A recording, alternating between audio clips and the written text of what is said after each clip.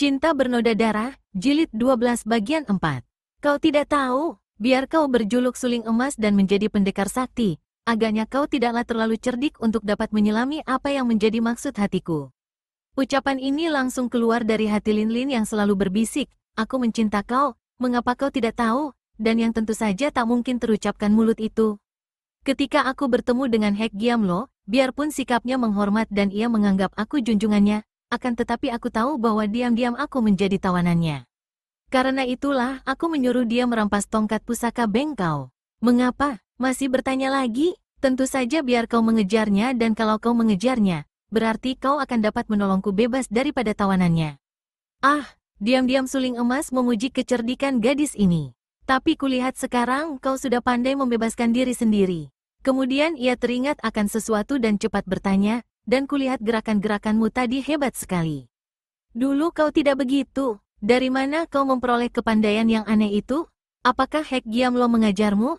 Ih, orang macam dia mana mau mengajarku? Aku dianggap musuhnya, tahukah kau? Dia buruk sekali. Lin Lin bergidik, teringat akan muka Hek Giamlo ketika iblis itu membuka kedok memperlihatkan mukanya. Tahukah kau mengapa mukanya menjadi seperti setan? Karena dia berani mengganggu ibuku dan ibu menghajarnya dengan bubuk racun pada mukanya. Orang macam dia berani mengganggu ibuku. Tidak dibunuh pun masih untung dia. Suling emas mengerutkan keningnya. Alangkah banyaknya rahasia penghidupan orang-orang tua yang ia tidak sangka-sangka dan tidak ketahui. Seperti halnya ibunya yang tentu mempunyai pengalaman hidup yang luar biasa dan menarik sekali, akan tetapi yang ia tidak tahu sama sekali. Agaknya pengalaman hidup orang tua Lin Lin ini pun tidak kalah hebat dan menariknya, atau dugaan ini memang benar, dan semua pengalaman itu menjadi cerita suling emas yang menarik. Kalau bukan dari dia, dari mana kau mendapatkan ilmu yang aneh itu? Lin Lin tersenyum bangga, akan tetapi juga terheran. Ia memang telah mempelajari ilmu mukjizat dari tongkat pusaka bengkau, akan tetapi seingatnya semenjak bertemu dengan suling emas tadi, ia tak pernah mainkan ilmu baru itu. Bagaimana suling emas dapat menduganya? Nanti dulu, suling emas. Bagaimana kau bisa mengatakan bahwa aku mempunyai gerakan-gerakan hebat? Bagaimana kau bisa tahu padahal aku tak pernah melakukan pertempuran sejak tadi? Kau tadi dapat menahan pengaruh Kim Kong Sin Im dari suara sulingku, kemudian dengan pukulan jarak jauh yang aneh kau meruntuhkan senjata rahasia. Oh, itu, diam-diam Lin Lin kagum. Kelihayan suling emas dapat diukur dari sini.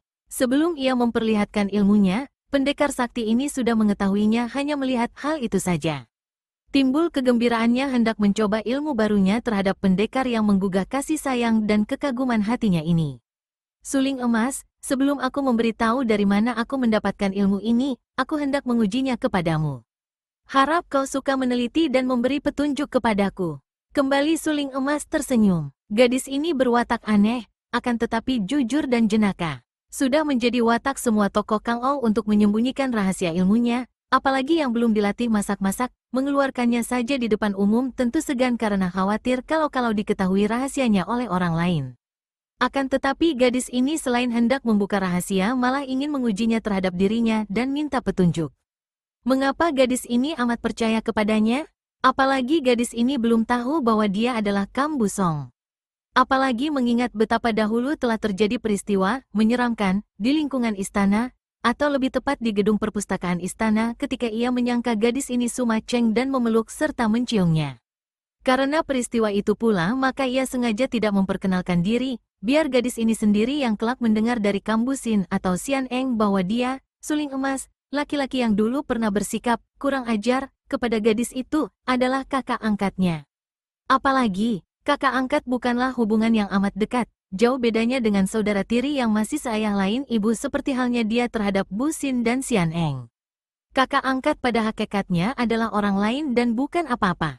Terutama sekali apabila diingat bahwa gadis ini sebetulnya adalah seorang putri bangsa Khitan, semenjak dahulu musuh utama bangsanya, khususnya kerajaan Hohan. Akan tetapi betapapun juga semenjak kecil gadis ini dipelihara ayahnya, dan mengingat betapa gadis ini bercita-cita besar sekali ingin menjadi Ratu Khitan, tidak ada salahnya kalau ia memberi petunjuk agar Lin Lin memiliki kepandaian yang boleh diandalkan, terutama sekali untuk menghadapi Hek Giamlo yang sakti. Silakan kau perlihatkan ilmu itu. Lin Lin melompat mundur sampai 2 meter, berdiri dalam jarak 4 meter dari suling emas, kemudian merangkap kedua tangan seperti orang menyembah, ditaruh di depan dada kiri, kemudian terus digerakkan ke atas dengan sepasang matanya meram. Lambat-lambat gerakan ini, namun makin lama makin tergetar dan menggigil, kemudian kedua tangan itu mengembang ke atas kepala seperti seorang yang memohon sesuatu daripada Tuhan. Beberapa detik sepasang tangannya menggigil di atas kepala, lalu diturunkannya kembali dan ia membuka matanya. Sikapnya berubah tenang sekali, bibirnya tersenyum, kedua tangannya tidak menggigil lagi. Aku sudah siap, suling emas.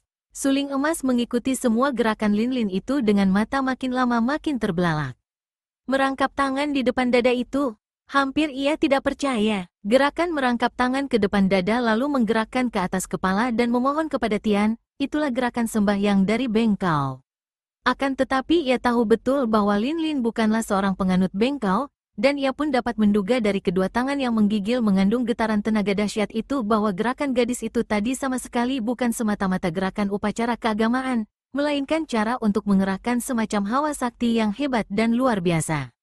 Hal ini dapat dibuktikan dari sikap gadis itu yang berubah begitu tenang, terlalu tenang, sebagai tanda seorang yang seluruh tubuhnya sudah disaluri tenaga sinkang atau hawa sakti yang kuat.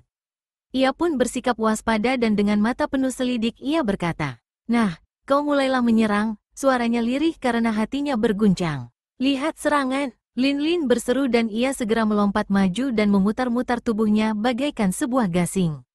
Inilah jurus ketujuh daripada ilmu yang ia pelajari. Menghadapi suling emas yang amat lihai, ia tidak mau mempergunakan jurus-jurus sederhana dan sengaja ia memilih jurus-jurus yang ia anggap paling aneh. Jurus ini memang hebat dan aneh yang menurut catatan rahasia itu disebut sebagai jurus Soan Hong Chitian atau angin puyuh mengeluarkan kilat. Selama tahun-tahun belakangan ini, semenjak ia mendekati Bengkao, sudah seringkali suling emas menyaksikan jurus-jurus terlihai dari Bengkao.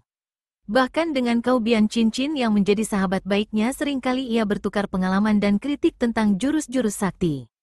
Akan tetapi belum pernah ia menyaksikan jurus macam ini. Hal ini tidaklah mengherankan kalau diingat bahwa jurus ini adalah sebuah di antara 13 jurus istimewa yang khusus diciptakan oleh mendiang Pat Jiu Sin Ong Liu Gan, diciptakan khusus untuk menghadapi semua isi 3 kitab pusaka yang dicuri oleh puterinya sendiri. Jadi boleh dibilang 13 macam ilmu pukulan sakti ini diciptakan untuk mengatasi seluruh intisari ilmu kesaktian Bengkao yang telah ada. Tidaklah mengherankan apabila hebatnya bukan alang kepalang, sehingga agaknya suling emas sendiri tentu akan menemui lawan yang mengejutkannya kalau saja Linlin sudah sempurna berlatih. Namun biarpun baru beberapa hari Linlin berlatih ilmu baru ini, suling emas sudah menjadi terheran-heran ketika menghadapi serangan pertama ini. Mula-mula ia tidak terkejut, hanya terheran-heran karena melihat gerakan serangan yang begitu aneh, bahkan menggelikan. Mana ada jurus ilmu silat yang menyerang dengan pembukaan seperti itu? Berputar-putar seperti gasing, bagaimana dapat menyerang dengan baik? Malah boleh dibilang memberi kesempatan kepada lawan untuk menyerang hebat selagi tubuh berputar-putar seperti itu. Akan tetapi tentu saja ia tidak mau mempergunakan kesempatan ini untuk menyerang, karena ia hanya ingin menguji. Ia sendiri tegak menanti sampai gadis itu mendahului menyerang. Dan serangan itu datang, bukan main aneh dan hebatnya. Tiba-tiba, dengan tubuh masih berputaran, setelah dekat dengan suling emas tiba-tiba dari putaran itu menyambar keluar 2 buah tangan yang bergerak tak tersangka-sangka. Tangan pertama, yang kiri, menghantam ke arah kepala suling emas, dan tangan kanan sebagai pukulan kedua sudah menyambar ke arah dada sebelum pukulan pertama mengenai sasaran. 2 serangan sekaligus yang susul-menyusul dan kecepatannya cukup membahayakan. Suling emas miringkan kepala menghindarkan diri daripada pukulan pertama dan sengaja ia mengangkat lengannya menangkis ketika pukulan kedua tiba menyambar dadanya. Dukek, tubuh Linlin terhuyung-huyung seperti melayang-layang, akan tetapi suling emas mengeluarkan seruan heran dan kaget ketika kuda-kudanya tergempur oleh pertemuan lengan itu. Kalau saja ia tidak cepat mengerahkan sinkangnya, tentu ia akan terhuyung juga, biarpun tidak sehebat Linlin. Ia cepat meloncat untuk menahan dan menolong Linlin. Akan tetapi ternyata gadis itu sudah dapat menguasai dirinya kembali dan sama sekali tidak apa-apa. "Kenapa kau sungguh-sungguh?" Linlin mengomel. "Wah, hebat sekali, Linlin, hebat sekali seranganmu tadi. Mengandung tenaga mukjizat. Sayangnya, dengan berputaran seperti itu, sebelum kau memukul, kau dapat diserang lawan lebih dulu dan keadaan berputaran itu tidak menguntungkan." Linlin tertawa. "Hai Hik, boleh coba?" Aku tadi justru mengharapkan kau menyerang lebih dulu. Suling emas, di dalam catatan ilmu ini, kelihayan jurus Soan Hong Chitian terletak kepada cara berputaran itulah. Dan jangan kira bahwa berputaran seperti itu melemahkan kedudukanku, sama sekali terbalik. Itulah gerakan memancing, malah sengaja begitu biar lawan menyerang lebih dulu. Kehebatan daya serangnya justru di waktu lawan menyerang, karena lawan memandang rendah dan percaya serangannya akan berhasil. Mau coba? Akan tetapi suling emas mengerutkan kening, memikir-mikir. Soan Hong Chitian, tak pernah ku dengar jurus ini, melihatnya pun baru sekarang.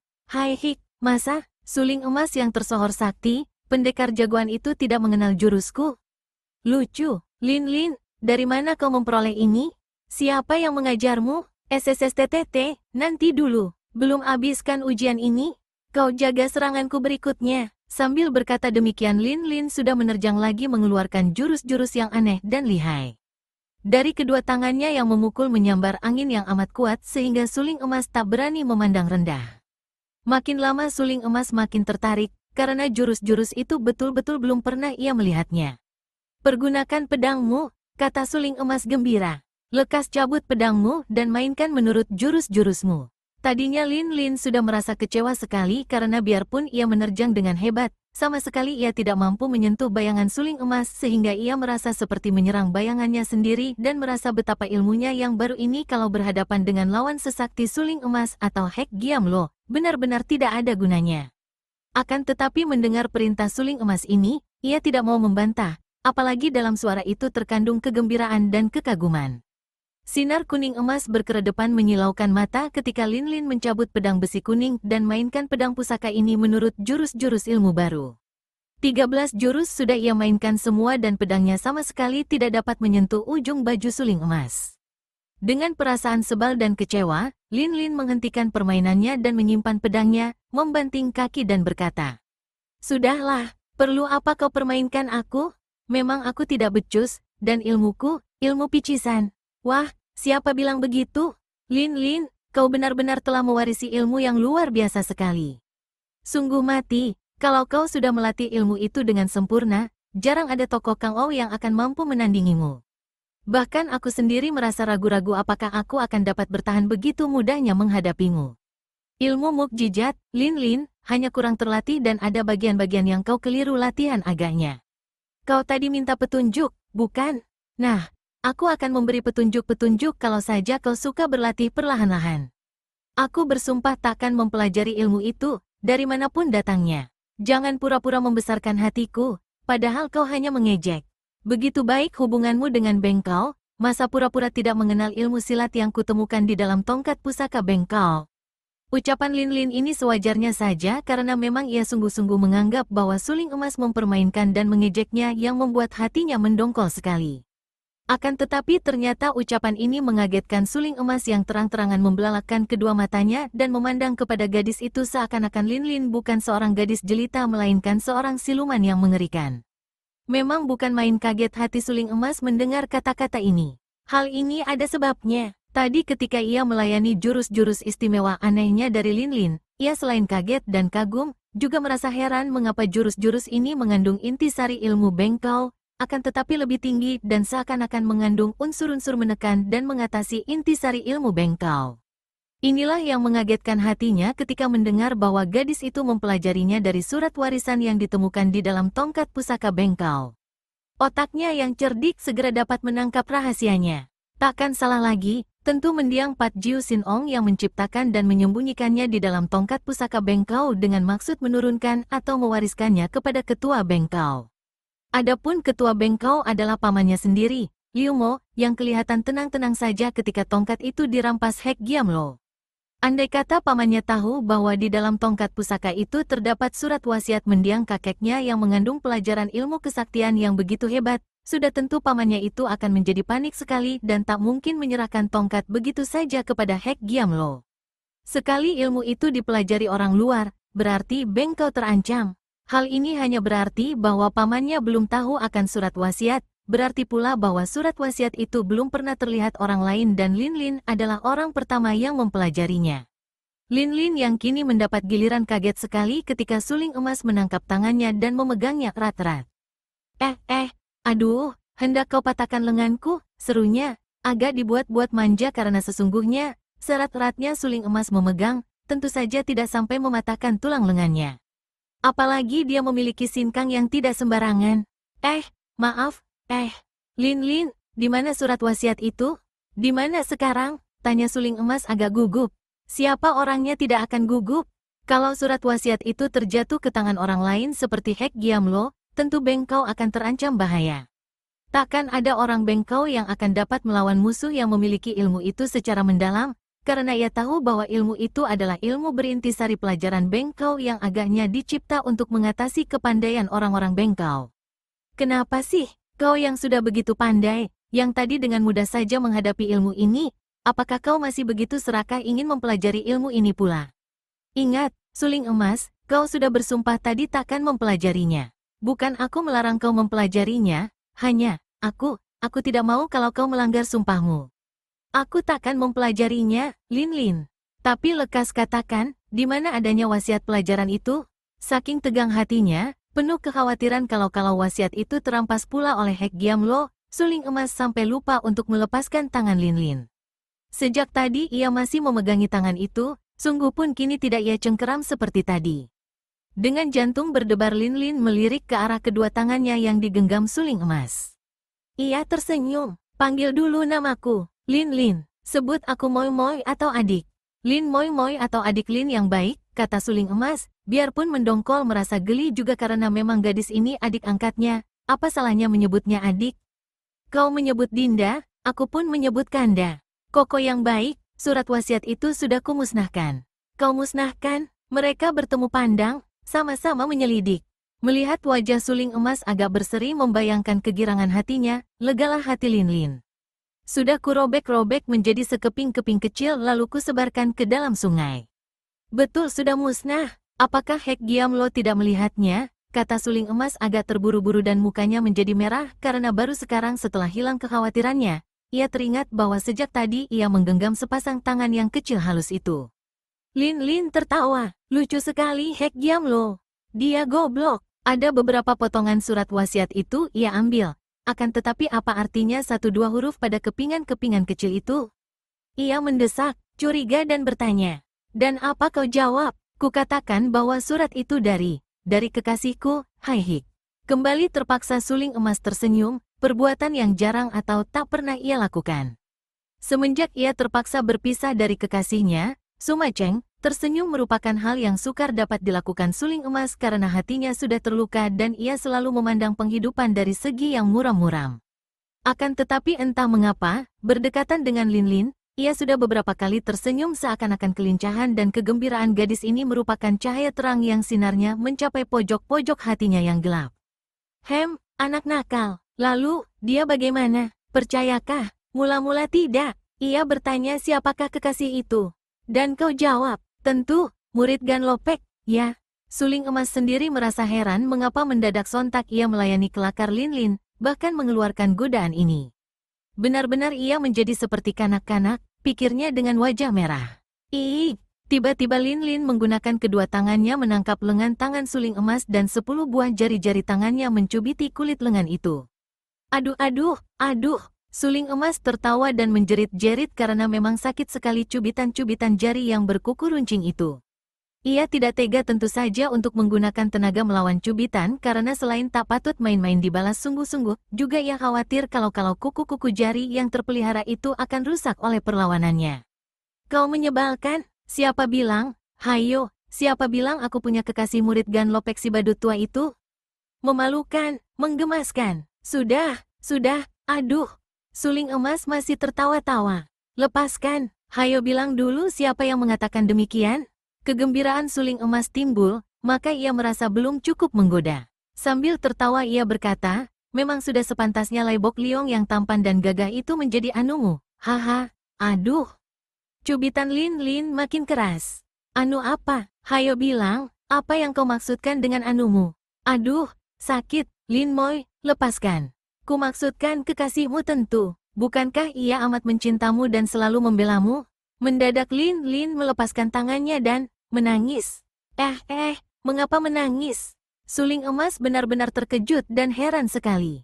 Kau jahat, kau mengejekku, kau menjengkelkan, sengaja bikin aku marah.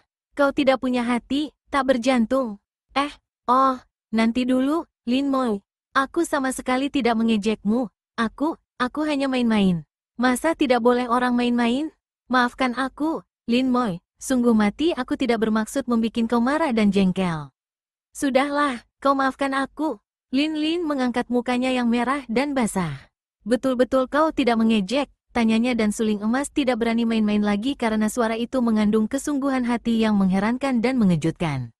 Mengapa gadis yang lincah dan suka berjenaka ini begitu sedih ketika digoda? Tidak, aku tidak mengejek, hanya main-main. Bagaimana kau bisa menyangka begitu terhadap Lai Bok Liong Towako? Apa sebabnya kau mengira dia kekasihku? Bingunglah suling emas, akan tetapi dengan tenang ia menjawab, Lin Moi, sudahlah, aku tadi hanya main-main. Pula, andai kata aku benar timbul persangkaan demikian, bukankah engkau sendiri yang tadi menceritakan betapa Lai Bok Liong hampir saja mengorbankan nyawa demi untuk membelamu? Hanya orang yang mencinta dengan sepenuh jiwa raga dapat membela dengan pengorbanan sehebat dia. Dengan muka termenung Lin Lin mengangguk-angguk. Memang dia amat baik hati, agaknya memang betul bahwa dia amat mencintaku. Liong Towako seorang berbudi, tapi bukan dia, aku tidak mencintanya, aku hanya suka kepadanya sebagai seorang kakak atau sahabat. Kasihan dia, sudahlah, Lin Moi, cukup tentang dia. Terang kalau begitu bahwa bukan dia kekasihmu, maafkan aku tadi. Kemudian bagaimana dengan Hek Giam Lo tadi? Ketika dia tanya siapa kekasihmu, bagaimana jawabmu? Apa kau bilang kekasihmu itu ada? Suling emas tak dapat menyembunyikan keheranan yang membayang pada wajahnya ketika melihat betapa gadis itu kini memandangnya sambil tersenyum dengan wajah cerah. Bukan main, baru saja menangis dan marah-marah, kini sudah tersenyum-senyum. Siapa tidak akan heran kalau melihat udara yang gelap mendung dan hujan tiba-tiba tampak matahari bersinar? Tentu saja ada, dan dia percaya. Siapa? Lin Lin berdebar jantungnya. Ia seorang gadis yang tabah dan jujur, tidak pemalu. Akan tetapi pertanyaan ini sekarang amat sukar terjawab. Ia terpaksa menyembunyikan mukanya dengan tunduk, lalu menjawab, suling emas. Suling emas menjadi begitu kaget sampai ia berdiri kesima tak mampu bergerak atau mengeluarkan kata-kata. Ia masih mengira bahwa Lin Lin gadis nakal itu sengaja menyebut namanya untuk mempermainkannya sebagai pembalasannya tadi. Akan tetapi melihat kepala yang ditundukkan, sikap yang malu-malu dan bersungguh-sungguh itu, makin gelisahlah dia. Lin Moi, harap kau jangan main-main yang bukan-bukan. Ia masih mencoba untuk melawan kekhawatirannya. Lin Lin mengangkat mukanya, merah sekali muka itu, terutama sepasang pipinya, seolah-olah ketika menunduk tadi, gadis ini memulas kedua pipinya dengan yanci atau pemerah pipi. Tapi kini suaranya terdengar sungguh-sungguh dan penuh tuntutan. Mengapa, Koko, aku tidak main-main? Bukankah pengakuanku itu benar-benar? Kalau kau sekarang terheran, kaulah yang pura-pura dan main-main. Yang kau lakukan terhadapku di perpustakaan istana itu. Suling emas gelagapan. Tentu saja ia tidak dapat melupakan peristiwa itu, pertemuannya pertama kali dengan Lin Lin. Pada suatu malam di lingkungan istana, ketika itu ia berada di dalam gedung perpustakaan, sedang melamunkan kekasihnya, Suma Cheng. Ketika tiba-tiba muncul Lin Lin yang di dalam cuaca remang-remang itu bentuk tubuh dan potongan wajahnya mirip benar dengan Suma Cheng. Pada waktu itu, karena hatinya sedang diliputi penuh rindu dendam terhadap kekasihnya, ia seperti orang yang sedang bermimpi, mengira Lin Lin adalah Suma Cheng, memeluknya, menciumnya. Agaknya Lin Lin tak pernah dapat melupakan peristiwa itu pula, hanya bedanya, kalau ia mengenang peristiwa itu, dengan perasaan jengah dan malu serta merasa bersalah. Sebaliknya gadis ini menganggap peristiwa itu sebagai pernyataan cinta kasih suling emas terhadap gadis itu. Kenapa? Apakah kau mempermainkan aku ketika itu? Lin Lin mendesak ketika melihat wajah suling emas menjadi pucat. Gadis ini merasa gelisah sekali, khawatir kalau dugaan hatinya meleset. Ketika itu ia merasa yakin benar bahwa suling emas mencintanya. Sudahlah, Lin Moi, apakah kau tidak bisa memaafkan kesalahanku? Lekas kau lanjutkan ceritamu. Bagaimana dengan tongkat pusaka? Di mana tongkat itu sekarang? Dirampas Hek Giam Lo, jawab Lin Lin pendek, masih bersungut-sungut karena ia merasa betapa suling emas seperti hendak mengingkari perbuatannya di perpustakaan. Lin Moi, sekarang juga kau harus ikut aku. Kalau hal ini tidak lekas kuurus, selamanya kau akan dianggap musuh besar Beng kau. Ucapan ini begitu mengagetkan Lin Lin sehingga ia melupakan urusan cinta kasih. Apa? Mengapa? Lin, ketahuilah. Sudah menjadi rahasia yang belum terpecahkan oleh para pimpinan Bengkau bahwa Pat Jiu Sin Ong meninggalkan warisan ilmu yang mukjizat. Mereka mencari-cari, namun belum juga dapat menemukannya. Kini rahasia wasiat itu terbuka olehmu, bahkan telah kau musnahkan dan kau pelajari isinya, padahal kau sama sekali bukanlah orang Bengkau. Hal ini akan menimbulkan geger di kalangan Bengkau dan kalau mereka tahu, tentu mereka itu akan mencarimu dan membunuhmu. Rahasia ilmu itu sama sekali tidak boleh diketahui oleh orang luar. Kalau sampai mereka tahu dan memusuhimu, biar aku sendiri takkan mampu mencegahnya. Aku tidak takut, aku tidak mencuri ilmu, hanya kebetulan. Kau seperti anak kecil yang tidak pedulikan langit ambruk bumi terbalik, Lin Moy. Ketahuilah, urusan ini amat besar dan gawat. Biarpun secara kebetulan kau menemukan ilmu itu, akan tetapi bukankah engkau yang menyuruh Hek Giam Lo merampas tongkat pusaka? Dan tahu pulakah kau mengapa Hek Giam Lo suka merampas tongkat itu? Semata-mata karena taat kepadamu? Tak mungkin, dia mempunyai pamrih lain. Ketahuilah bahwa ilmu ciptaan Pat Jiu Sin Ong itu telah terdengar pula oleh tokoh-tokoh Kang Ou dan Hek Giam Lo termasuk seorang di antara mereka yang ingin sekali mengetahui dan memiliki ilmu itu. Tentu saja ia tidak menduga bahwa ilmu itu disimpan di dalam tongkat pusaka, akan tetapi aku berani bertaruh bahwa ia merampas tongkat pusaka untuk ditukar dengan wasiat ilmu peninggalan Pat Jiu Sin Ong itu. Wah, bagaimana baiknya? Aku sih tidak takut. Kalau kakek ketua Bengkau marah-marah, aku dapat mengembalikan ilmu ini kepadanya dengan mengajarnya. Bukankah beres begitu? Kembali mau tak mau Suling Emas tersenyum. Bocah ini sama sekali belum tahu akan seluk-beluknya dunia Kang Ou. Kalau tahu tentu akan ketakutan sekali, karena urusan ini berarti kematiannya yang sukar untuk dicegah pula. Lin Mo, aku percaya akan ketabahanmu yang luar biasa, sungguh pun aku tahu bahwa tak mungkin kau mampu menghadapi Bengkau. Andai kata ilmu ini sudah kau sempurnakan, agaknya kau memang akan menjadi penantang Bengkau yang berbahaya. Akan tetapi kau seorang diri mana mampu menghadapi Bengkau yang mempunyai banyak sekali orang sakti. Termasuk kau, jangan ngacau, Lin Mo, bukan saatnya kita bicara main-main. Hanya ada satu cara untuk membebaskanmu daripada keadaan berbahaya ini. Bagaimana? Kau harus mengunjungi makam mendiang Pat Jiu Sin Ong, bersumpah di depan makam sebagai murid yang menemukan ilmu itu. Dengan cara demikian, maka kau boleh dibilang sudah menjadi murid Pat Jiu Sin Ong, sehingga biarpun kau bukan anggota Bengkau, kau berhak mewarisi ilmunya. Lin mengerutkan alisnya yang kecil hitam. Pergi sendiri, aku tidak tahu tempatnya, tapi hatinya berkata, aku ogah. Aku yang akan membawamu ke sana. Seketika wajah gadis itu berseri ketika ia memandang Suling Emas. Dengan kau, boleh, mari kita berangkat. Suling Emas menggeleng-geleng kepala, akan tetapi diam-diam hatinya khawatir sekali. Bocah ini baginya merupakan ancaman bahaya yang jauh lebih hebat dan mengerikan daripada ujung senjata para pengeroyoknya tadi.